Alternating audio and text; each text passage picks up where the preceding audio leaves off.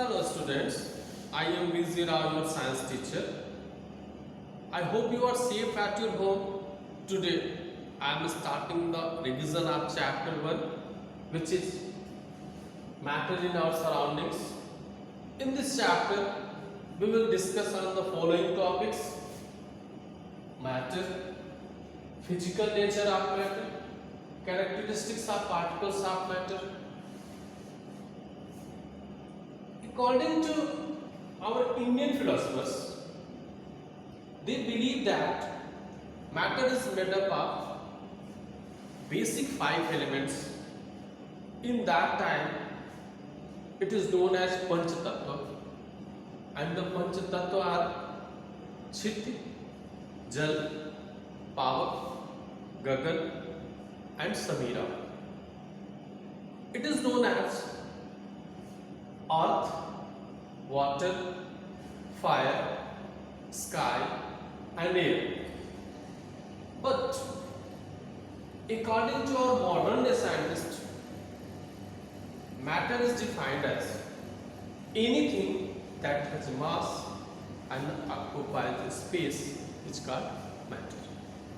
That means anything in the universe is made up of matter. Air we breathe, food we take, stones, clouds, stars, plants, animals, even a drop of water is a matter. Means, if you want to define the matter in simpler substances, simple sentences, that is anything which has a mass and occupies a space where we put it, that is called matter. Now, physical nature of matter. What is physical nature of matter? Matter is made up of particles. Its first property, first nature, that is matter is made up of particles. How can you check if that is matter is made up of particles? Take an example.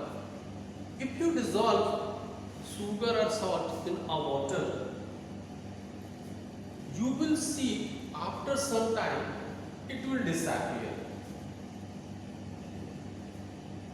This will disappear because it dissolves in simpler and simpler and simpler substances and mixed into it. This shows that material has made up of particles which breaks down into simpler and simpler particles. Now, how small these particles are matter? How can you define its shape and size? Actually, particles of matter has shape and size beyond our imagination. They are too small to see our naked eyes. What we can imagine about their particles, it may more short than that.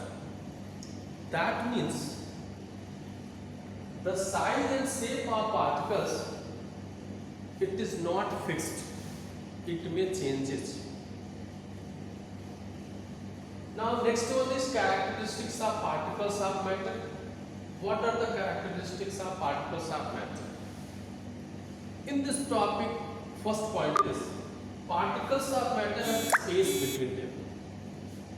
Means to say, every particles have space between their particles or molecules. For example, take some sugar and salts and dissolve in water, and you will see after some time it will disappear. Where these particles goes? Actually, these particles take the space between two particles of water. Means to say, there are space between two particles of matter, and every particles of sugar and salt take space between two particles of matter. This experiments prove that particles of matter have space between them. Now next one is particles of matter are continuously moving. If you can unlit the incense stick, as we known as agarbatti,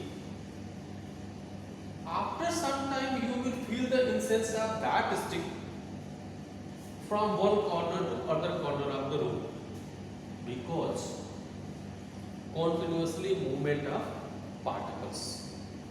Because of continuously movement of particles, you will feel that